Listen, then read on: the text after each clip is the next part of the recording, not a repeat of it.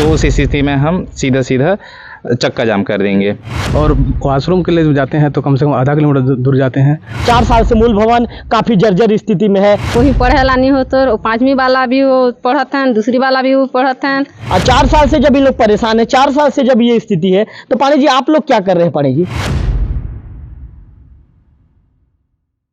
के लिए मैं रवि तिवारी, जो छत्तीसगढ़ के मुखिया हैं, मुख्यमंत्री भूपेश बघेल, उन्होंने शिक्षा में गुणवत्ता लाने के लिए स्वामी आत्मानंद स्कूल जैसे बड़े विद्यालय खोले हैं, इंग्लिश मीडियम विद्यालय खोले हैं। उनकी सोच है कि ग्रामीण अंचल के बच्चे भी कहीं ना कहीं उनके शिक्षा में भी गुणवत्ता है। लेकिन एक तस्वीर मैं आपको यहाँ पर दिखाना चाहूँगा, मेरे कैमरामैन आपको एक तस्वीर दिखाएंगे कि यहाँ पर फुलीमुड़ा के जो ग्रामीण हैं, फुलीमुड़ा के ग्रामीण पहुँचे हुए हैं। फुलीमुड़ा ग्रामीण BO कार्यालय पहुँचकर जो यहाँ पे ABO हैं पांडे जी को ज्ञापन सौंप रहे हैं। और ग्रामीणों का कहना है कि 4 साल से जो स्कूल भवन है, जो प्राथमिक शाला का मूल भवन है, 4 साल से मूल भवन काफी जर्जर स्थिति में है। उसके बाद भी जिम्मेदारों ने आज तक ध्यान नहीं दिया। अति कक्ष की स्वीकृति हो गई है, स्वीकृति मिल गई है, लेकिन वो काम शुरू नहीं हो पाया। ग्रामीणों का साफ तौर पर कहना है कि जिम्मेदारों के चक्कर लगाते लगाते वो थक चुके हैं। ऐसे में आज वो ग्रामीण यहाँ पर आवेदन सौंपने पहुंचे हैं। आप मेरे देख सकते हैं यहाँ पर कि कुछ ग्रामीण भी मौजूद हैं, उनके साथ बातचीत करेंगे। क्या आप लोग की मांग है और आप लोग क्यों यहाँ पर पहुंचे हैं? अभी हमने SDM ऑफिस में भी एक आवेदन दिया हुआ है। हमारा जो स्कूल है वो आज से नहीं, बहुत समय से जर्जर पड़ा है। और उस जर्जर स्कूल में ना तो बच्चों को पढ़ाया जा सकता है, ना कुछ किया जा सकता है। उसके लिए एक छोटा सा सामुदायिक भवन बना है। उस सामुदायिक भवन में ही जो भी 1ली से लेकर 5वीं तक का शिक्षा है उसमें संचालित हो रहा है। अब उसमें किस तरह से संचालित होता है वो तो भगवान जाने, वो भगवान भरोसे है। तो अगर मान लो एक अतिरिक्त कक्ष भी आया, अतिरिक्त कक्ष का अभी तक आधा अधूरा काम हुआ है और उसका पैसा गबन हुआ, क्या हुआ, सरपंच का कहना है, सचिव का कहना है कि पैसा अभी तक आया नहीं है, इसलिए हमने उसको काम अधूरा रखा हुआ है करके। और बाकी लोगों का कहना है कि हाँ सब चीज़ तो हो गया है लेकिन अभी बनाएंगे। जब सरपंच को बोला जाता है तो वो बोलते हैं कि अगले हफ्ते तक काम कर दूंगा। सचिव को बोला जाता है तो वो बोलते हैं कि पहले पैसा निकालते हैं उसके बाद काम चालू करेंगे करके। लेकिन इससे शिक्षा का जो बच्चों के जो भविष्य है वो अंधकार में जाते जा रहा है। और अगर हमने बहुत दिनों के बाद सोचा कि इस बार अगर हमने कदम नहीं उठाया उसके बाद तो कुछ करना पड़ेगा करके। अगर ऐसा नहीं हुआ, 7 दिन के अंदर अगर काम चालू नहीं होता है तो उस स्थिति में हम सीधा सीधा चक्का जाम कर देंगे।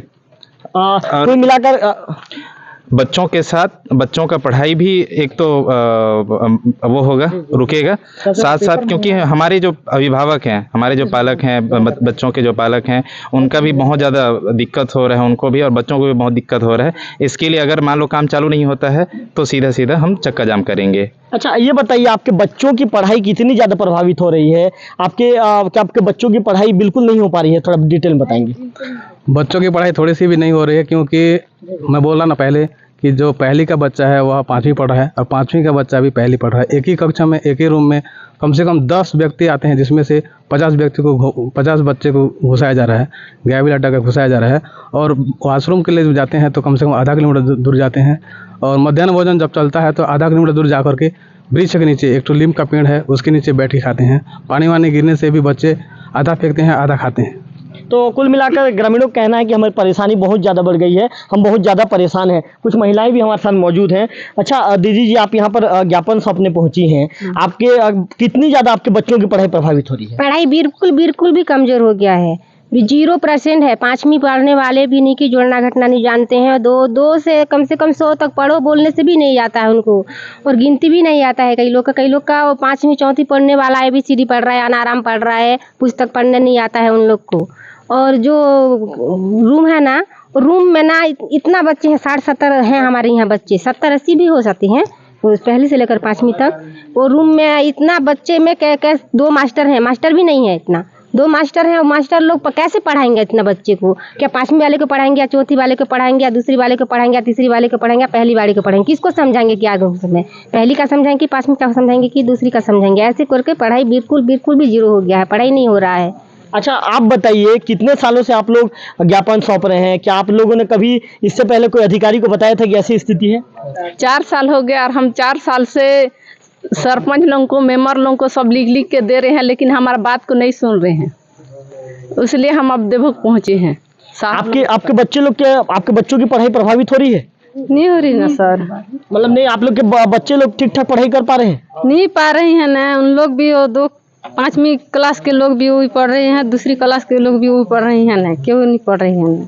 उन लोग तो नहीं कि मेरे को हिंदी बात नहीं आता है, उड़िया नहीं बोलता है। तो आप ओडिया में बताइए, चाहिए हाँ भाषा नहीं करता बताइए। साधक भवन है जो एक रूम है वहाँ जे नहीं कि वहाँ 5वीं क्लास नो नहीं कि बने छेरी बोखरा भरी है लो हन भर दिन है मास्टर मन दी ठुन है कोई पढ़ेला नहीं हो तो 5वीं वाला भी वो पढ़त हैं, दूसरी वाला भी वो पढ़त हैं, दूसरी वाला भी वो पढ़त हैं, वो 5वीं वाला भी दूसरी वाला के समान पढ़त हैं। तो कुल मिला के जो महिलाएं जो ज्ञापन सौंपने पहुंची हैं वो भी उन्होंने भी अपने बच्चों के फ्यूचर को लेकर, अपने बच्चों के भविष्य को लेकर परेशान है। उनका कहना है कि एक ही कक्षा में जब पहली से लेकर 5वीं तक की पढ़ाई हो रही है तो फिर ऐसे में बच्चा क्या पढ़ेगा, और बच्चों के अंदर जो कुल मिला के जो उनकी वृद्धि होनी चाहिए, जो पढ़ाई लिखाई में उनका जो दिखना चाहिए, जो तेज तर्रारपना दिखना चाहिए, बच्चे अच्छे से पढ़ाई लिखाई करना चाहिए, कहाँ से उनका पढ़ाई लिखाई अच्छे से हो पाएगा।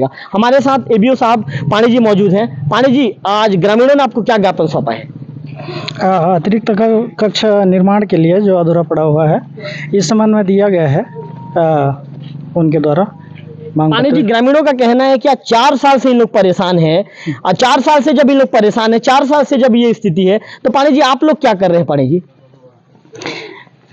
जी, इस संबंध में आया है, उचित मार्गदर्शन लिया जाएगा और कार्रवाई की जाएगी। पाणी जी, मेरा एक ही सवाल का आप जवाब दे दीजिए। जब स्थिति 4 साल से ऐसी बनी हुई है तो फिर आप लोग इतने दिन से क्या कर रहे हैं? आप भी तो लगभग साल भर से यहाँ पे एबीओ हैं।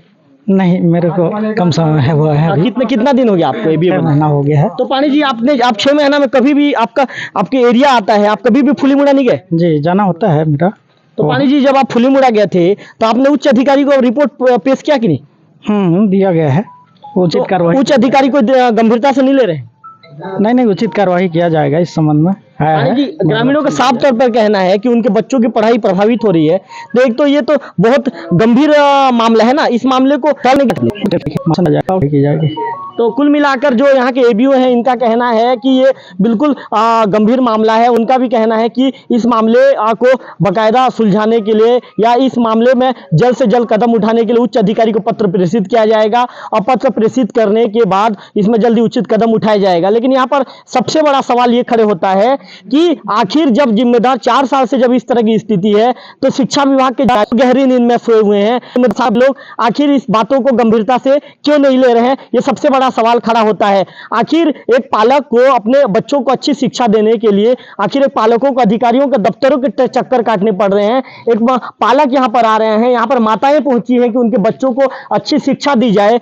जब ग्रामीण जब खुद चाह रहे हैं कि हमारे बच्चों की पढ़ाई प्रभावित हो रही है, जिम्मेदारों से कई बार आखिर कहा जा रहा है, तो आखिर लापरवाही बरतने वाले लोगों पर क्यों कार्रवाई नहीं की जा रही है? लापरवाही बरतने वाले लोगों को क्यों बचाया जा रहा है? यह भी बड़ा सवाल खड़ा होता है। ग्रामीणों ने यह भी कहा कि मध्याह्न भोजन खाने के लिए भी करीब 2 किलोमीटर दूर जाना पड़ता है। वहां पर एक पेड़ के नीचे में मध्याह्न भोजन की व्यवस्था की जाती है। वहां पर यदि बारिश हो जाती है तो बारिश होने के दौरान कहीं ना कहीं बच्चे खाना भी भरपेट खाना नहीं खा पाते। आधा खाना खाने के बाद उन्हें कहीं ना कहीं बारिश से बचने के लिए उन्हें स्कूल की तरफ आना पड़ता है। कुल मिलाकर जो फुलीमुड़ा प्राथमिक शाला के बच्चे बहुत ज्यादा परेशान है कि वहां की शिक्षा व्यवस्था की जो पोल है यहाँ के ग्रामीणों ने ही खोल दी है कि वहां की शिक्षा व्यवस्था काफी कमजोर है। ग्रामीणों का कहना है कि यदि एक साथ एक ही भवन में 5 क्लास के बच्चों को बिठाकर पढ़ाया जाएगा तो ऐसे में शिक्षा व्यवस्था में गुणवत्ता कैसे आएगी? ग्रामीणों ने साफ कर दिया है कि यदि 7 दिवस के अंदर यदि वहां का जो अतिरिक्त कक्ष है, वहां का अधूरा अतिरिक्त कक्ष जो पड़ा हुआ है